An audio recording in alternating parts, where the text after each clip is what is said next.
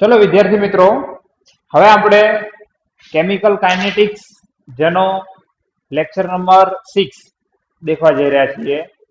આપણે અગાઉના લેક્ચરની અંદર શૂન્યક્રમની પ્રક્રિયા વિશે અભ્યાસ કર્યો છે, તો એને પહેલા એકવાર દેખી લેજો, સમજી લેજો, પછી જ આજનો આપણો ટોપિક છે તમે સારી રીતે સમજી શકશો.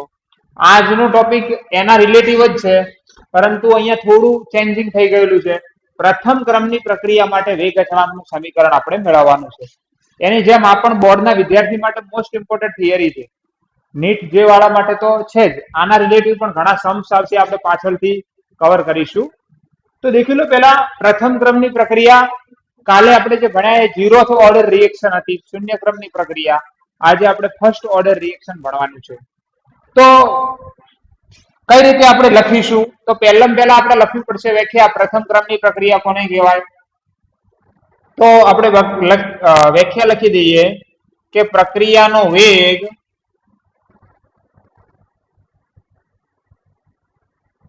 એ પ્રક્રિયકની સાંદ્રતાના એક ઘાતાંકના સમપ્રમાણમાં હોય.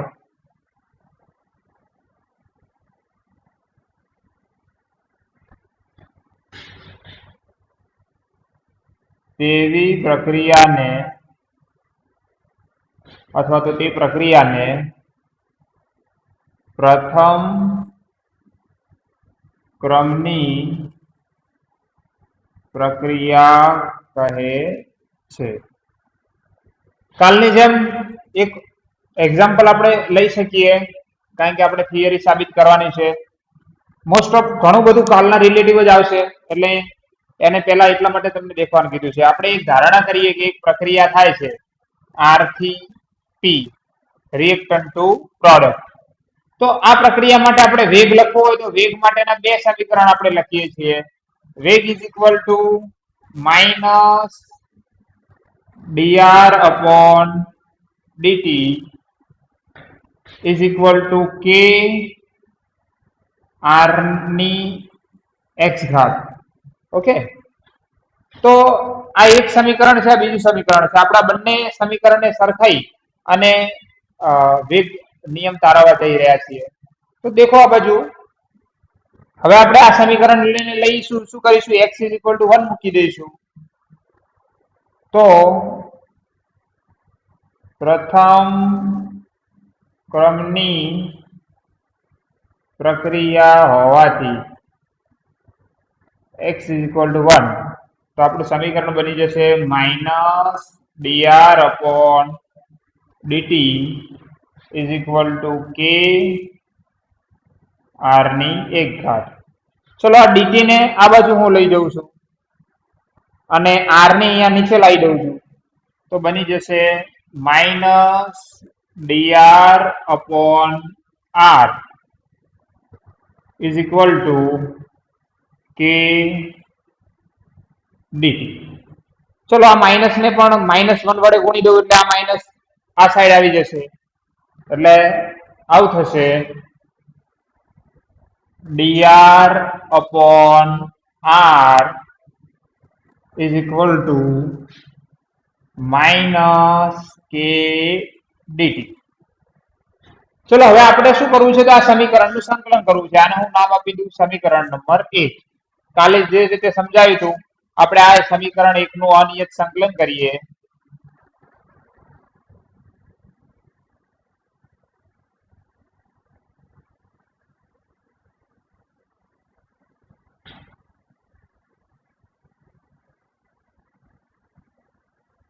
સમીકરણ 1 નું અનિયત સંકલન કરતા ચલો શું થશે? અનિયત સંકલન ની અંદર લિમિટ ના હોય, summation dr into upon r is equal to summation minus k dt. Okay, ચલો dr upon r આનું સંકલન શું થાય? તો મેથેમેટિક્સ વાળા ને તો ખબર હશે, બાયોલોજી વાળા યાદ રાખી લેજો. સંકલન dx upon x આનું સંકલન થાય છે ln x, natural log x એવું સંકલન થાય છે. તો આપણે અહીં dr upon r આનું સંકલન થશે ln r. ln r is equal to minus k constant આવી જશે dt, dt જેનું સંકલન થઈ જશે t પ્લસ i, કારણ કે સંકલનને દૂર કરીએ વખત એનો અચળાંક મૂકવો પડે. તો અહીંયા આપણે લખીશું જ્યાં i શું છે, સંકલન અચળાંક. ચલો આગળ સાદુરૂપ આપીએ. તો કાલે જે રીતે આપણે ધારણા કરી હતી એ જ રીતે અહીંયા ફરીથી કરીશું. ln r is equal to minus kt plus i અને આપણે નંબર આપી દઈએ સમીકરણ નંબર 2. ચલો હવે આપણે ધારણા કરીએ કે t is equal to 0 સમયે, જ્યારે t is equal to 0 હોય એ વખતે પ્રક્રિયકની સાંદ્રતા મહત્તમ હોય, એ વખતે r એ કેટલા થઈ જાય, તો r0 બની જાય, પ્રક્રિયકની સાંદ્રતા મહત્તમ બની જાય. તો આ જે બને એને આપણે સમીકરણ 2 ની અંદર મૂકી દઈએ. તો ઉપરના મૂલ્ય સમીકરણ 2 માં મૂકતા ચલો શું થશે, ln r is equal to ln 0 is equal to minus k0 plus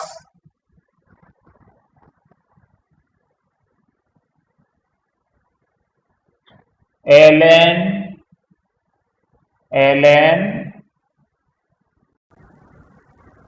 plus i. ચલો મેં અહીંયા દેખી લો ln r હતો એની જગ્યાએ મૂકી દીધું છે ln r0 minus k t is equal to 0 મૂકી દીધું છે plus i. તો હવે આ સમીકરણ આવું બની જાય, આ તો 0 થઈ જશે એટલે બની જશે ln r0 is equal to i. આને આપણે નંબર આપી દઈએ સમીકરણ નંબર 3. હવે સમીકરણ 3 ની કિંમત સમીકરણ 2 ની અંદર મૂકીએ.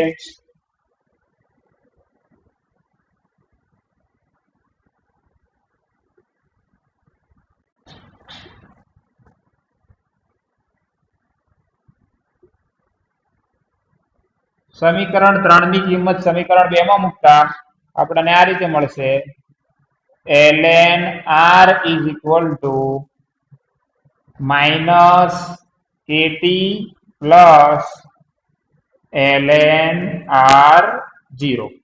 આને આપી દઈએ આપણે સમીકરણ નંબર 4. ઓકે, હવે સમીકરણ 4 આપણને મળી ગયું એક ln r is equal to minus kt plus ln r0. હવે આ સમીકરણની અંદર હું આ ln છે એની જગ્યાએ બધી જગ્યાએ log લખી દઉં તો આ પ્રકારે થશે. હવે નેચરલ લોગ, ln મીન્સ શું છે, તો નેચરલ લોગ.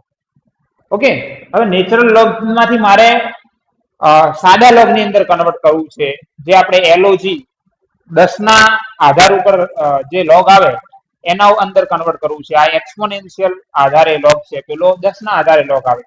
તો એમાં મારે કન્વર્ટ કરવું હોય તો આપણે જાણે છે 11 માં શીખી ગયા છે 2.303 log r. નેચરલ લોગ માંથી સાદા લોગ માં કન્વર્ટ કરવા માટે આપણે 2.303 ગુણીએ છીએ. આ લોગ નો આધાર 10 હોય છે એટલા માટે તમે લખો તો પણ ચાલે, ના લખો તો પણ ચાલે. માઇનસ kt પ્લસ અહીંયા પણ રૂપાંતરિત કરી દઈએ 2.303 log r0. ચલો આખા સમીકરણને 2.303 વડે ભાગી દઈએ તો આપણને આ પ્રકારે સમીકરણ મળશે, log 10 r is equal to minus kt upon 2.303 plus log 10 r0. ચલો આને આપણે આપી દઈએ સમીકરણ નંબર 5. આનો એક સ્ક્રીનશોટ લઈ લો.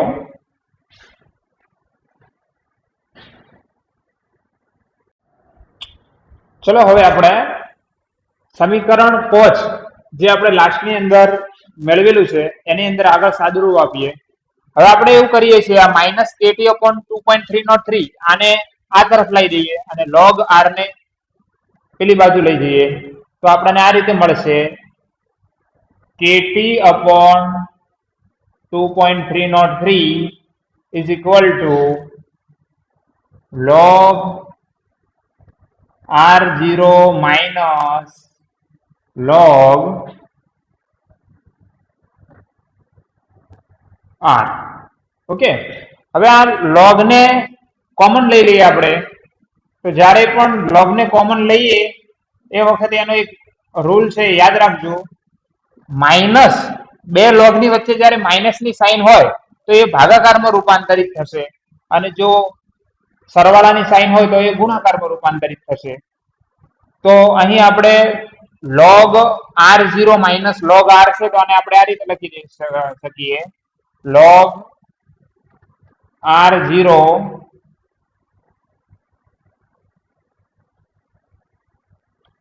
log r0 upon r. Okay, આના માટેનો શું રૂલ છે? તો log a plus log b is equal to log a cross b. અને જો આ રીતે હોય log a minus b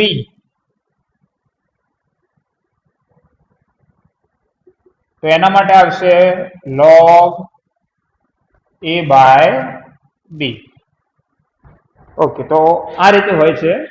તો અહીંયા આપણે માઇનસ હતું એટલા માટે આપણે અહીંયા શેનો અંદર રૂપાંતરિત કરી દીધા? તો ભાગાકારની અંદર. તો હવે આપણે k ને સૂત્રનો કરતા બનાવીએ તો શું થાય? તો k is equal to 2.303 ઉપર જશે, t અહીં નીચે આવશે. તો 2.303 upon t log r0 upon r. હવે દેખો, આ આપણું સમીકરણ મળી ગયું. એને આપણે નંબર આપી દઈએ સમીકરણ નંબર 6. જે વેગ અચળાંકનું સમીકરણ આપણે તારવવાનો જો પ્રશ્ન હતો, 3 માર્કમાં પૂછાય તો આટલા સુધીની સાબિતી આપણે કરવી પડે છે. કે શું છે? તો વેગ અચળાંક છે પ્રથમ ક્રમની પ્રક્રિયા માટેનો. ટી સમય છે, આ એક વેલ્યુ છે. r0 શરૂઆતની સાંદ્રતા છે, પ્રક્રિયકની શરૂઆતની સાંદ્રતા.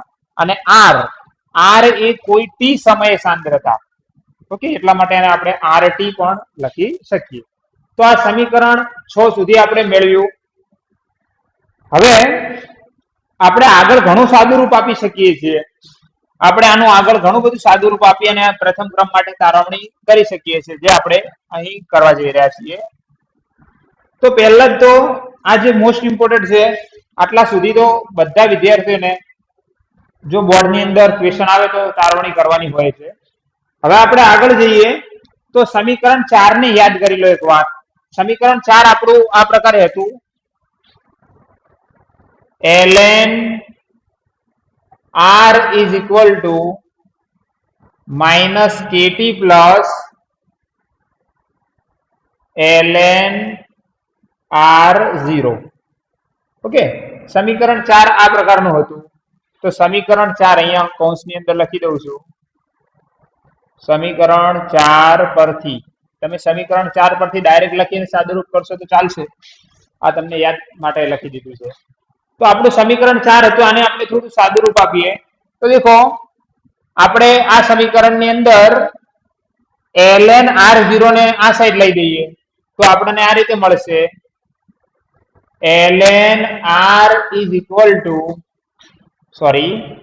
ln r minus ln r0 is equal to minus kt. ચલો ln કોમન લઈ લઈએ, તો ln r upon r0 is equal to minus kt. તો હવે આ નેચરલ લોગ ને આપણે આ સાઈડ થી દૂર કરવો છે, નેચરલ લોગ ને આ સાઈડ થી દૂર કરવો છે. તો આમ તો તમને ખબર હોય તો લોગ ની અંદર એવું હોય, મારા જોડે આ રીતે હોય કે log x is equal to 5.2. હવે મારે આ સાઈડ થી લોગ ને હટાવવો હોય તો મારે આ રીતે લખી શકું કે x is equal to આ વેલ્યુ નો મારે એન્ટી લોગ લેવો પડે. જો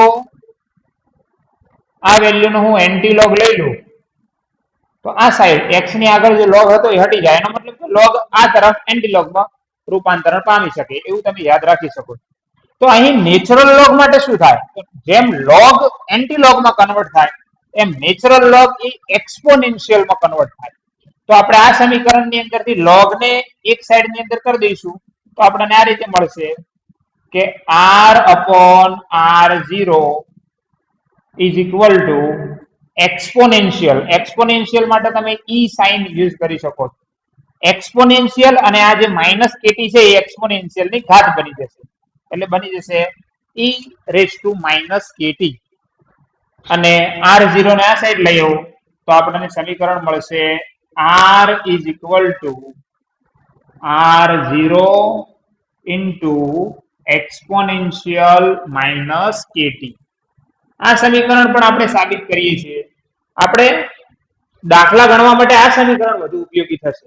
આ સમીકરણનો ક્યારે ઉપયોગ કરી શકીએ, જ્યારે આપણા જોડે સાયન્ટિફિક કેલ્સી હોય તો આ સમીકરણથી ઇઝીલી દાખલા આપણે ગણી શકીએ. પરંતુ આપણા જોડે સાયન્ટિફિક કેલ્ક્યુલેટર યુઝ નથી કરવા દેતા અને જી નીટમાં તો સાદું કેલ્ક્યુલેટર પણ નથી હોતું, તો બંનેની પ્રેક્ટિસ કરવી પડશે. આ ખાલી સાબિત પૂરતું છે, ઓકે, એનો યુઝ નહીં થાય, પરંતુ ડાયરેક્ટ જી નીટની અથવા તો બોર્ડની એક્ઝામમાં પણ પૂછાઈ શકે છે. એનસીઆરટી માં આપેલું છે એટલા માટે કે પ્રથમ ક્રમની પ્રક્રિયા માટેનું કયું સમીકરણ યોગ્ય છે અથવા નથી. તો આ એક સમીકરણ પણ છે અને આપણે સમીકરણ નંબર આપી દઈએ 7. ઓકે, તો આનો એક સ્ક્રીનશોટ લઈ લો.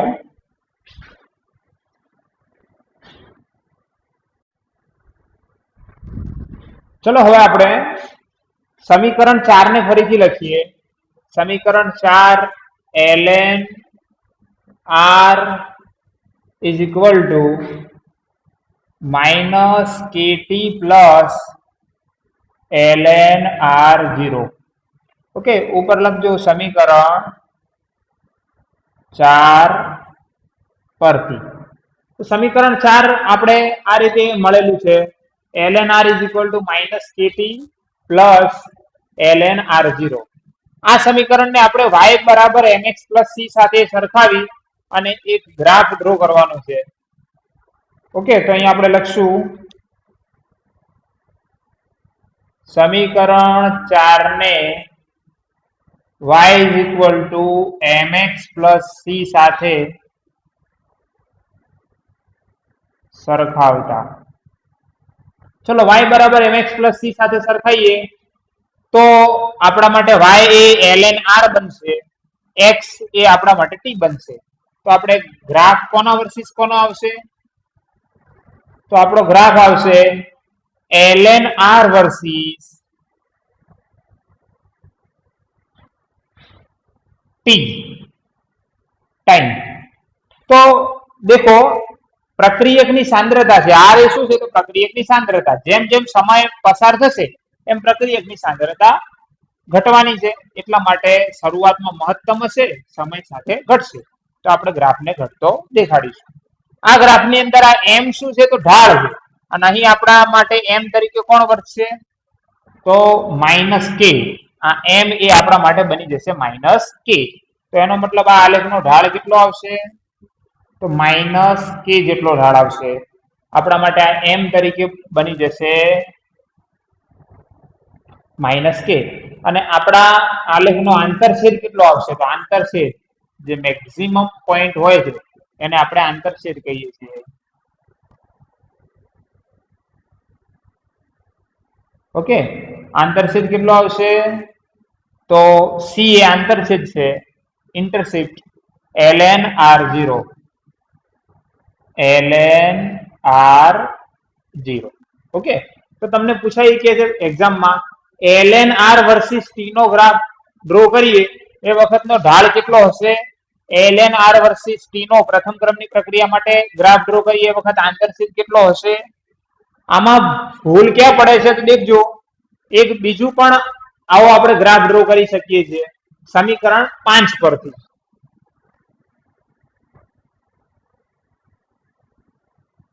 આ થિયરી તમારી નોટબુક ની અંદર જે રીતે આપણે સાબિત કરીએ છીએ એ રીતે લખતા રહેજો તો તમે સારી રીતે સમજી શકશો.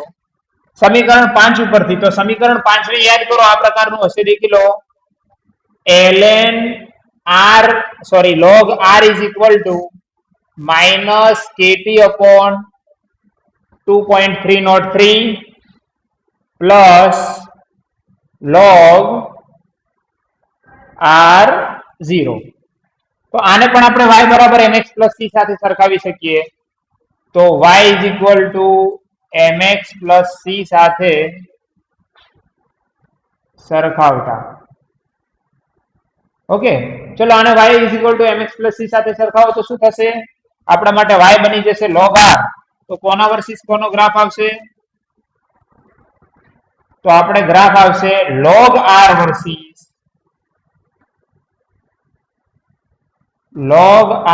Versus time. તો આનો ગ્રાફ પણ સેમ એઝ આના જેવો જ આવશે, પરંતુ જો તમને પૂછાય કે આ આલેખ માટે એનો ઢાળ કેટલો, તો ઢાળ બદલાઈ જશે. અહીં ઢાળ હતો m, ઓકે, અહીંયા પણ m જ હતો, પણ અહીંયા દેખો વેલ્યુ બદલાઈ જશે, ઢાળ આવી જશે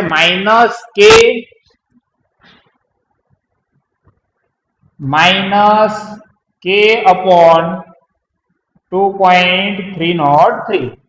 ઓકે, તો દેખો શું બદલાવ આવ્યો? અહીં ln r વર્સિસ t નો ગ્રાફ હતો, અહીં log r વર્સિસ t નો ગ્રાફ આવશે. ઓકે, તો અહીં 2.303 વધારાના ઇન્વોલ્વ થઈ જશે.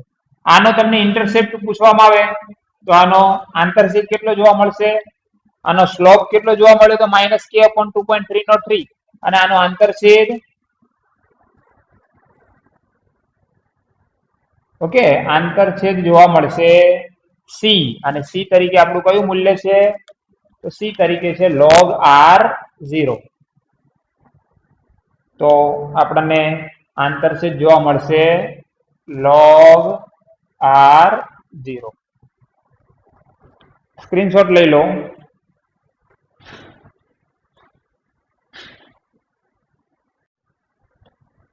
ચલો વિદ્યાર્થી મિત્રો, હવે આપણે ફરીથી સમીકરણ નંબર 4 લીધેલું છે, ln r is equal to minus kt plus ln r0. સમીકરણ 4 ને તો વ્યવસ્થિત યાદ રાખી લેજો, બહુ વાર ઉપયોગમાં આવશે. હવે આનું થોડુંક આપણે સાદુરૂપ આપીએ, માઇનસ kt ને આ સાઈડ લઈ જઈએ અને ln r ને આ બાજુ લઈ જઈએ તો આપણને આ પ્રકારનું સમીકરણ મળશે, ln r0 અને આ માઇનસ માં જતું રહેશે એટલે બનશે ln r0 minus ln r is equal to આ kt આ બાજુ આવી ગયું છે, એટલા મતલબ કે એ kt બની જશે પ્લસ. તો પ્લસ kt. ચલો આમાંથી નેચરલ લોગ કોમન લઈ લઈએ તો ln r0 upon r is equal to kt.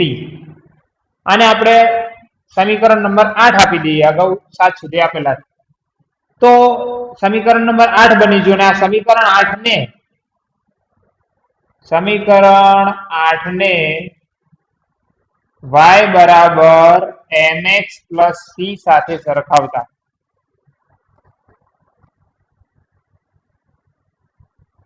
ચલો આને આપણે y બરાબર mx plus c સાથે સરખાઈએ તો આપણને કેવા પ્રકારનો ગ્રાફ મળશે?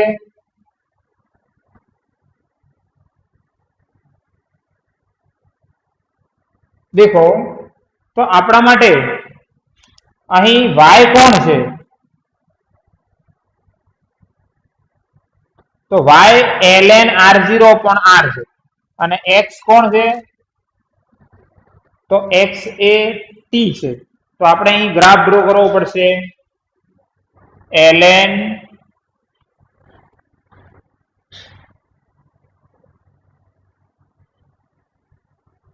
અહીં આપણે ગ્રાફ ડ્રો કરીશું ln r0 upon r versus time. Okay, તો આ ગ્રાફ કેવો મળશે આપણને? તો આ ગ્રાફ એકદમ સીધો મળશે, સ્ટ્રેટ લાઈન મળશે.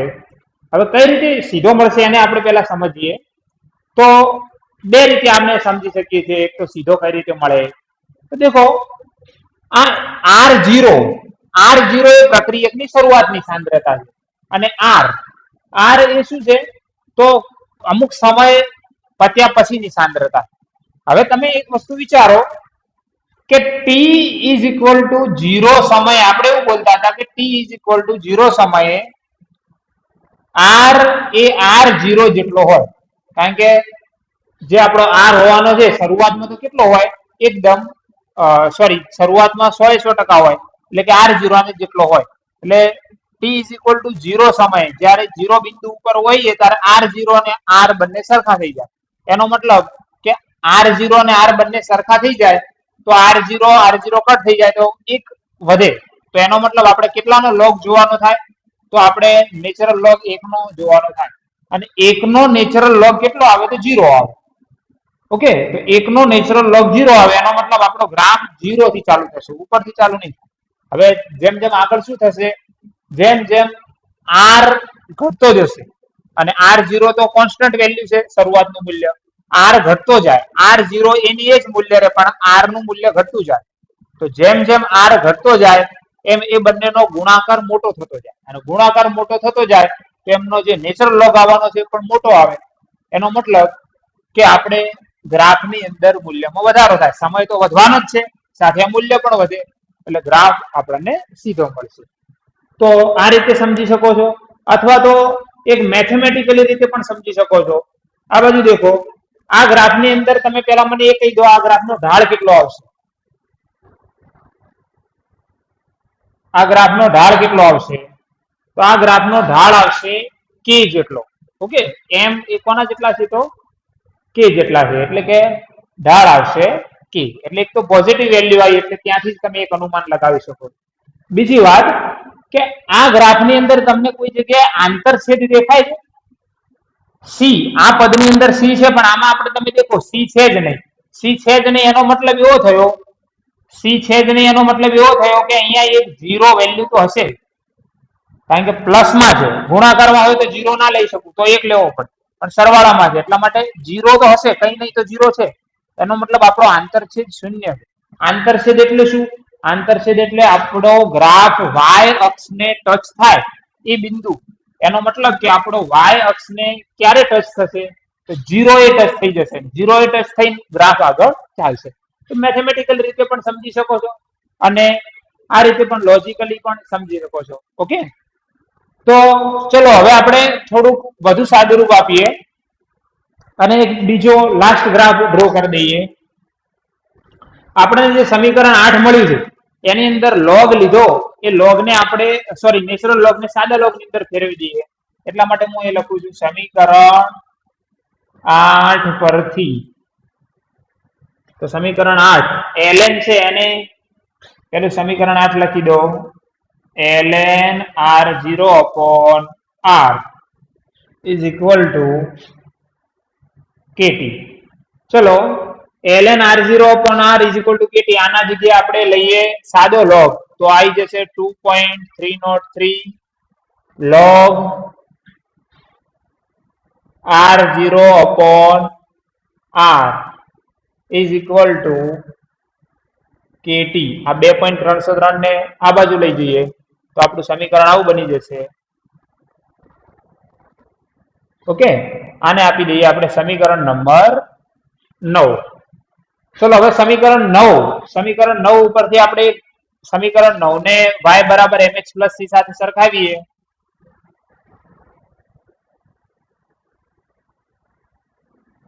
તો આપણે ગ્રાફ ડ્રો કરી શકીએ. કોના વર્સિસ કોનો ગ્રાફ ડ્રો કરવાનો થશે? તો log r0 upon r versus time નો. ઓકે, આનો ગ્રાફ પણ સેમ એઝ સીધું આપણને મૂલ્ય દર્શાવશે. અને આ ગ્રાફની અંદર પણ આપણે આનો ઢાળ શોધીશું. તો આનો ઢાળ કેટલો આવશે? તો ઢાળ m જેટલો આવશે. અહીં m એ શું છે?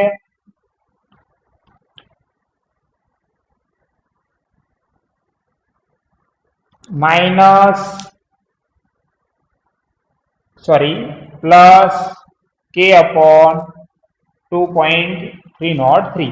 અને આનો આંતરછેદ 0 હશે. ઓકે, આંતરછેદ કેટલો હશે? 0 હશે. સેમ એઝ આનો પણ આંતરછેદ 0 જ હશે.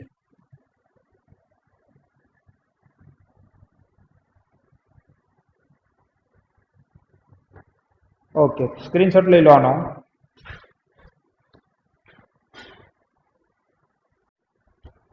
ચલો હવે આપણે જે રીતે આપણે શૂન્ય ક્રમની પ્રક્રિયા માટે હર્ષાયુષ્ય સમય દેખ્યો હતો એ રીતે આપણે પ્રથમ ક્રમની પ્રક્રિયા માટે પણ હર્ષાયુષ્ય સમયને દેખીએ. તો પ્રથમ ક્રમની પ્રક્રિયા માટે હર્ષાયુષ્ય સમય, તો કાલે આપણે ચર્ચા કરી હતી. હર્ષાયુષ્ય સમય આપણે કોને કહીએ છીએ? તો પ્રક્રિયકની સાંદ્રતા એ મૂળ સાંદ્રતાથી અડધી થવા માટે લાગતો સમય, જેને આપણે કહીએ છીએ હર્ષાયુષ્ય સમય. ઓકે, તો પહેલા એની વ્યાખ્યા લખી દો.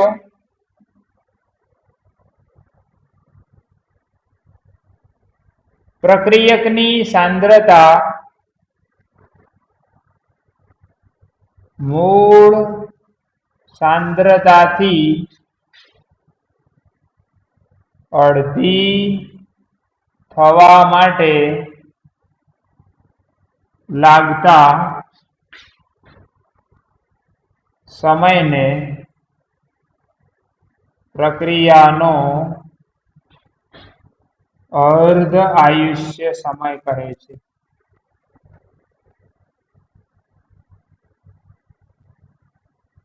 ઓકે, તો આપણે શરૂઆતની સાંદ્રતા r0 હોય એ rt સમયે સાંદ્રતા કેટલી થઈ જાય? તો rt સમય થઈ જાય r0/2. આ માટે જે ટાઈમ રિક્વાયર્ડ છે એને આપણે કહીશું t1/2. તો આપણે એક સમીકરણ 6 લખ્યું હતું, અથવા તો કોઈ પણ સમીકરણમાં આ મૂલ્યને મૂકી અને સાદું રૂપ આપી શકીએ. પણ સમીકરણ 6 ઉપરથી આપણે બધા દાખલા ગણીશું. દેખો, સમીકરણ 6 આ રીતે આપણે હાઇલાઇટ કરેલું છે.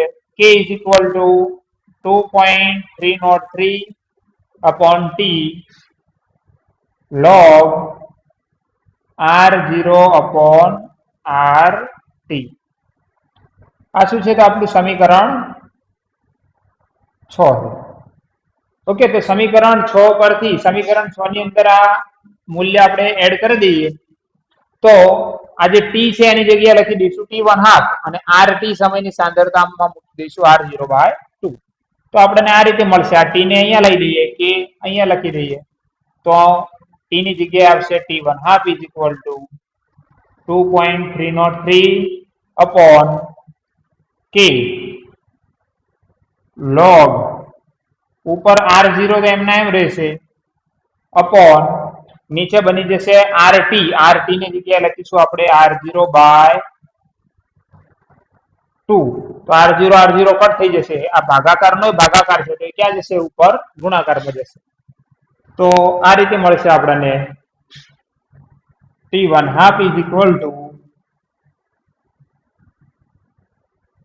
2.303 upon t ક્રોસ log 2. હવે 2 નો log આપણે જાણીએ છીએ 0.3010 થાય, તો આવશે t1/2 is equal to 2.303 cross 0.3010 upon t. આ બંનેનો ગુણાકાર કરી લેજો.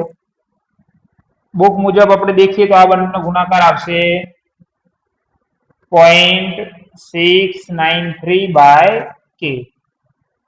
ઓકે, તો ધ્યાનથી દેખો, પ્રથમ ક્રમની પ્રક્રિયાનો હર્ષાયુષ્ય સમય, પ્રથમ ક્રમની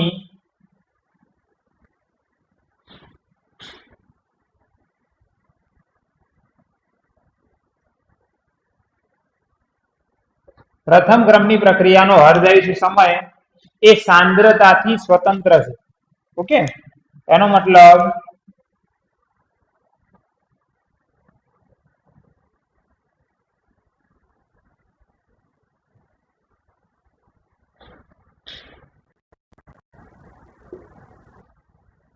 આપણે એવું કીધું હતું શૂન્ય ક્રમની પ્રક્રિયા માટે કે સાંદ્રતાના સમપ્રમાણમાં હતો. અહીંયા સાંદ્રતાથી સ્વતંત્ર છે અને વેગ અચળાંકના વ્યસ્ત પ્રમાણમાં છે.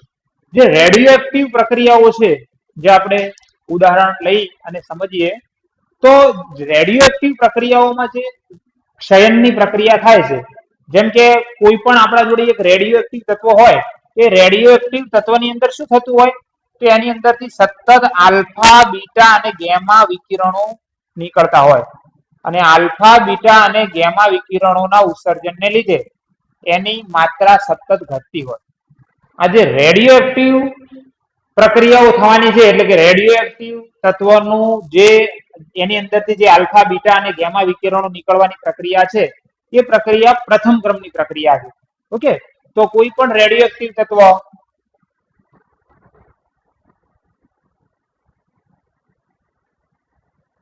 એની અંદરથી જે આલ્ફા, બીટા અને ગેમા આ વિકિરણો નીકળે છે, એની પ્રક્રિયા કેવી છે? તો પ્રથમ ક્રમની પ્રક્રિયા છે. આ ઉપરાંત પ્રથમ ક્રમની પ્રક્રિયાના એક્ઝામ્પલની અંદર ઇથિનનું હાઇડ્રોજનેશનની પ્રક્રિયા એ પણ પ્રથમ ક્રમની પ્રક્રિયા આપણે કહી શકીએ છીએ. ઓકે, તો આ કેમિસ્ટ્રીને લગતા અથવા તો આપણે જે ચેપ્ટર ભણીએ છીએ એના લગતા કોઈ પણ ડાઉટ હોય તો નંબર ઉપર વોટ્સએપ યા તો કોલિંગ કરી શકો છો. ઉપર નંબર જે આપેલો છે વોટ્સએપ નંબર છે, સ્ક્રીનશોટ લઈ લેજો આનો. ચલો હવે આપણે કેટલાક ઉદાહરણો દેખીએ કે જે પ્રથમ ક્રમની પ્રક્રિયાને ફોલો કરતા હોય. તો એક ઉદાહરણ આપણે અહીંયા એનસીઈઆરટી ની અંદરથી જ લીધેલું છે, ઇથિનનું હાઇડ્રોજનેશન. ઇથિન જેનું હાઇડ્રોજનેશન એટલે કે હાઇડ્રોજન અંદર ઉમેરવાની પ્રક્રિયા 11th ની અંદર આપણે ભણી ચૂક્યા છીએ. પેલેડિયમ, પ્લેટિનમ યા તો નિકલ, આ ત્રણમાંથી કોઈ એક ઉદ્દીપક વાપરી નિકલ વાપરો તો ઊંચા દબાણની જરૂર રહેશે. તો આ માંથી કોઈ એક ઉદ્દીપક વાપરી અને આપણે શું કરી, ડબલ બોન્ડને તોડી અને હાઇડ્રોજન અંદર ઉમેરી શકીએ છીએ. બહુ સિમ્પલ એક યોગશીલ પ્રક્રિયા. આ પ્રક્રિયાનો વેગ દેખીએ ને તો પ્રક્રિયા વેગ એ ખાલી પ્રક્રિયકની સાંદ્રતા ઉપર જ આધાર રાખે છે. CH2 ડબલ બોન્ડ CH2 એની સાંદ્રતાના 1 ઘાત ઉપર આધાર રાખે. તો આ પ્રક્રિયા કેવી થશે? તો પ્રથમ ક્રમની પ્રક્રિયા થશે. એવી જ રીતે મેં એક બીજું અહીંયા એક્ઝામ્પલ લીધું છે, રેડિયમ નું રેડોનમાં રૂપાંતરણ. રેડિયમ એ એક રેડિયો એક્ટિવ તત્વ છે, સમૂહ 2 નું તત્વ છે. યાદ કરી લો, beryllium, magnesium, calcium, strontium, barium, radium. Radium એક સમૂહ 2 નું તત્વ છે, રેડિયો એક્ટિવ છે. એ એક રેડિયો એક્ટિવ તત્વ હિલિયમને ઉત્સર્જિત કરી અને બીજા રેડિયો એક્ટિવ તત્વમાં રૂપાંતરિત પામે છે. હિલિયમનો પરમાણુ ક્રમાંક 2 છે, એટલે રેડિયમનો 88 હતો તો 2 ઓછો થઈ જશે, એટલે 86 રહેશે.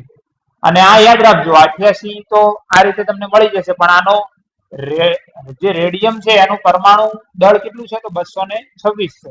226 માંથી 4 ઘટે એટલે 222 થઈ જશે. તો આ પ્રક્રિયા પણ આપણે દેખીએ તો પ્રથમ ક્રમની પ્રક્રિયા છે. આ પ્રક્રિયાનો વેગ, રેટ ઓફ રિએક્શન એ કેટલો છે? તો K ઇન્ટુ રેડિયમની 1 ઘાત. તો આ બંને પ્રક્રિયાઓ એ આપણે પ્રથમ ક્રમની પ્રક્રિયાઓ છે. ઓકે, તો આટલા સુધી ક્લિયર કરી દેજો.